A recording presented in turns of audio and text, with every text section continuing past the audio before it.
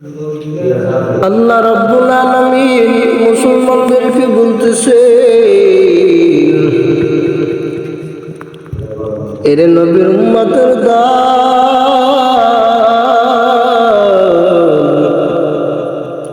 আল্লাহ রাব্বুল আলামিন বলেন, ও পৃথিবীর বান্দা আমার শুনে রাখো,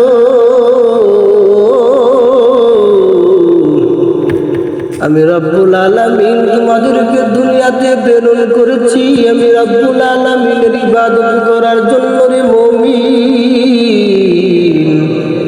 আল্লাহ রব্বুল আলামিন বলেন, আকিমুস সালাহ,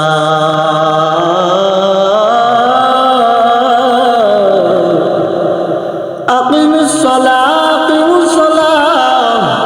মহান রব্বুল আলামিন পবিত্র কুরআনের মধ্যে বলে, আকিমুস সালাহ একবার দুইবার নয়।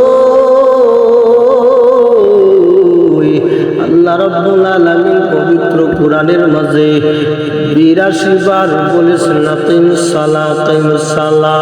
তারপরও কেন রে বান্দা তোমরা আল্লাহ রাব্বুল আলামিনের ইবাদত করো না? যদি আল্লাহ রাব্বুল আলামিন ইবাদত করতে যাও কিন্তু তোমার মন থাকে অন্য ভাই। এরকম মুসল্লিদেরকে আল্লাহ রাব্বুল আলামিন সম্বোধন করে বলেন, ফাওয়াইলুল লিল মুসাল্লিন। ওই রকম মুসল্লিদের জন্য আল্লাহ রাব্বুল আলামিন ওয়াইলাম জাহান্নাম রেখেছে।